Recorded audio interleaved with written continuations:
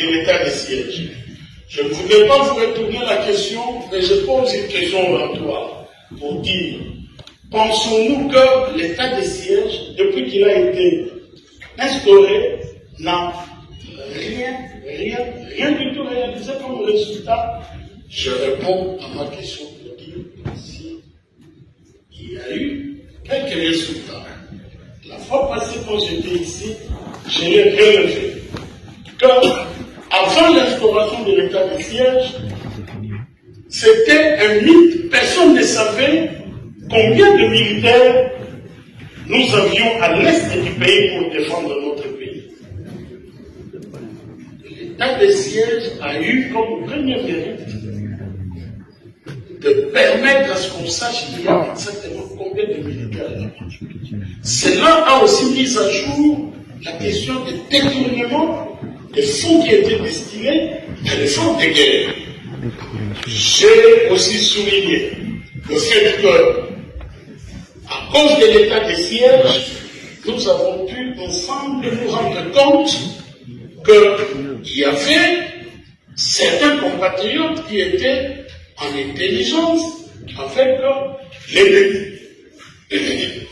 Vous n'allez pas me contredire si je dis qu'aujourd'hui, le nombre de déplacés de guerre, il est certes encore énorme, mais il a un peu diminué. Parce que l'ennemi se retrouve seulement de l'autre côté, mais de notre côté, où il y avait parfois des opérateurs économiques nationaux qui eux aussi agissaient sur nos populations à cause de l'état de guerre, à cause de l'état de siège, ils ne sont plus capables d'agir comme ils le faisaient en le passé.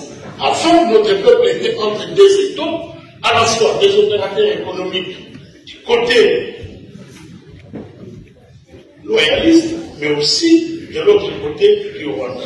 Voilà ce que je pouvais donner comme élément, et j'ai souligné dernièrement que la Cour pénale internationale a pris en compte le seuil de gravité de ce qui se passe en RDC à partir de l'ordonnance qui a décrété l'état de siège.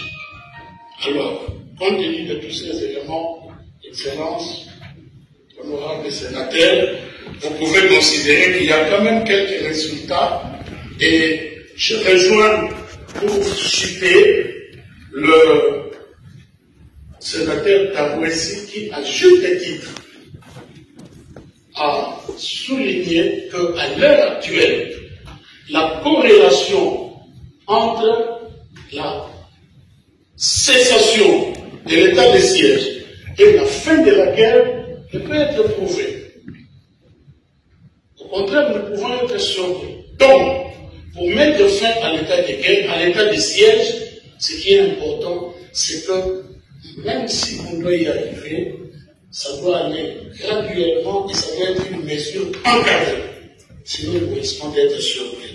Sur ce mot, honorable président du Sénat, honorable membre du bureau du Sénat, honorable sénateur et sages de la République, je vous demande de bien vouloir autoriser la prorogation de l'état de siège. Je vous remercie.